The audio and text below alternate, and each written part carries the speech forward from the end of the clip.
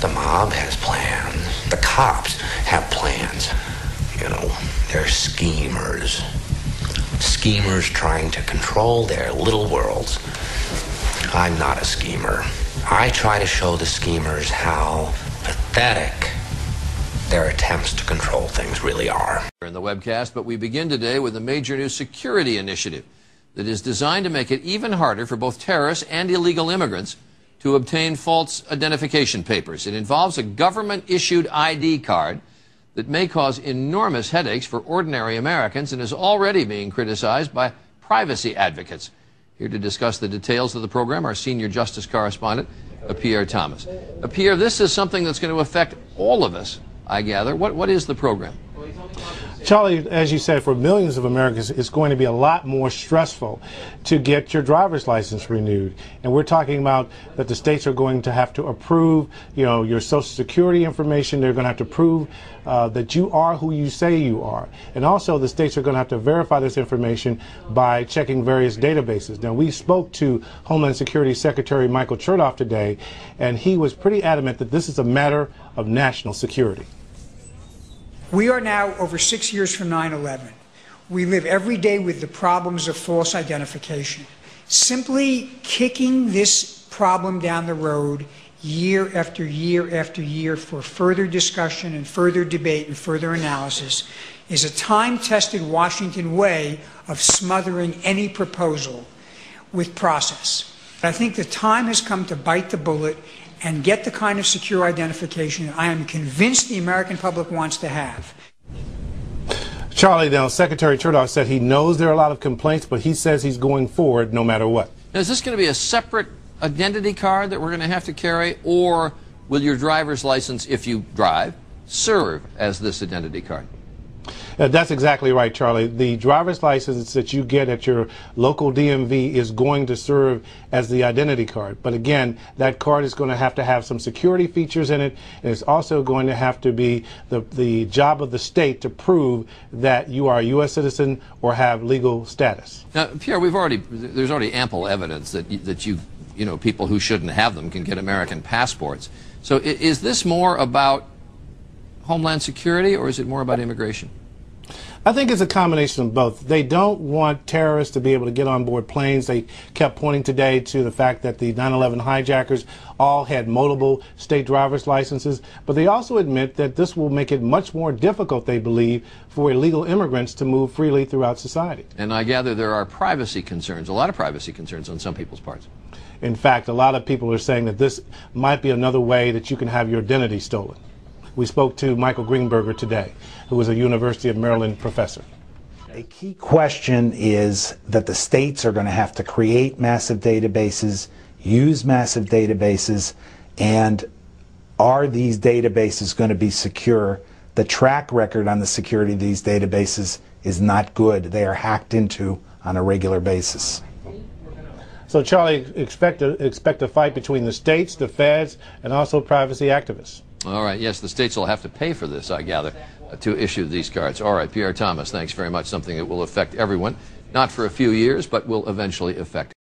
The company has now implanted 2 workers with microchips to monitor their movements, causing some to charge invasion of privacy. The company says it's merely a layer of security beyond key cards and clearance codes. I don't get one of those soon. Well, joining me now is Lance Ulanoff, editor-in-chief of PC Magazine. Lance, this sounds like some freaky science fiction book. Tell us what this is about. These 2 workers have microchips? Right. Well, this is very, very real, and these microchips are about the size of a grain of rice. They get injected into your skin. They have a computer chip, a transceiver, and basically they can talk to an electromagnetic reading device, and this can allow you to open doors, access databases, and these devices, RFID is what this is called, is really starting to permeate our lives. Haven't these been used in dogs?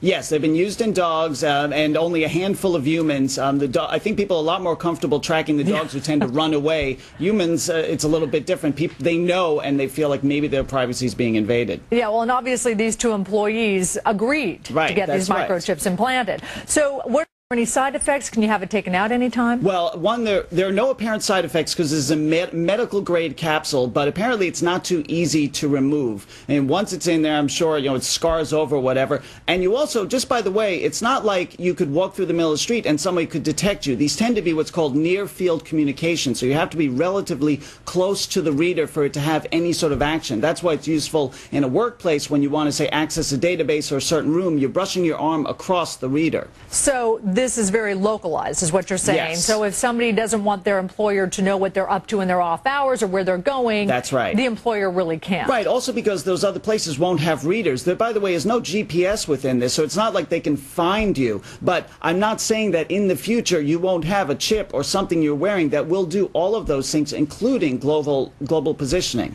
So I'm assuming that these two employees do this because they don't have to carry their card keys around. Right, absolutely. I don't know how many times I've left my home and forgotten my own card, and I wish I had some way of waving my palm over it. I even know of somebody who did this on his own, who actually went ahead and found, talked to a company and had them put the chip in his palm so he could brush it over his computer and access it. I can't see ever really wanting to get to that point. What about invasion of privacy, though? You said this isn't a GPS, but that we're going in that direction right. with these little microchips. Right. Well, you have to balance the benefits with the other issues. I mean, obviously, this is going to make paying easier. When you have a credit card, you have those sort of near-field chips on them. You brush it across and you've paid. So imagine no card. You just pay with your hands. Imagine that you're lost and someone can find you, or you can't speak and you're in the hospital and the doctor waves a reader over your palm or your arm and knows your entire medical history. So great if you really need it, but obviously the flip side is that now someone could brush something over you and know your entire medical history, which may not be something you want. Yeah, there's a real creepy factor here. I got to tell you,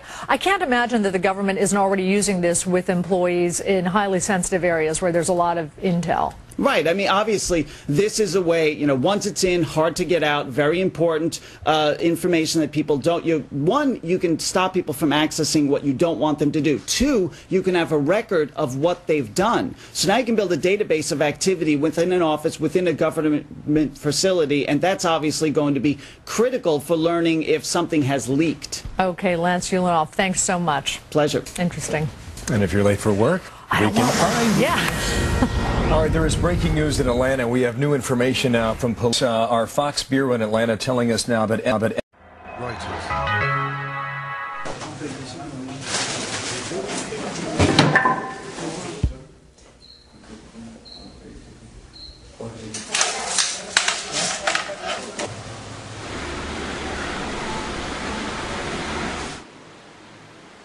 se coloca de esta forma.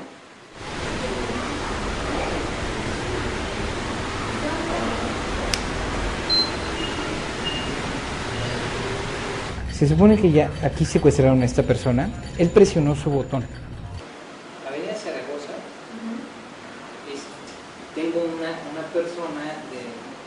persona en 198 está teniendo una emergencia.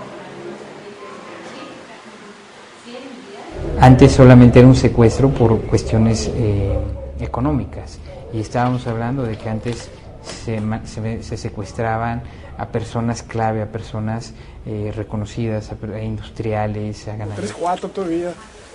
Eso traía, ¿verdad? Viene. Problema en nuestra familia, oiga, no le vayan a y se chingan. Bueno, hay gente toda aquí. Ver esto. Señor, todavía, perdóname. Ya no lo pago.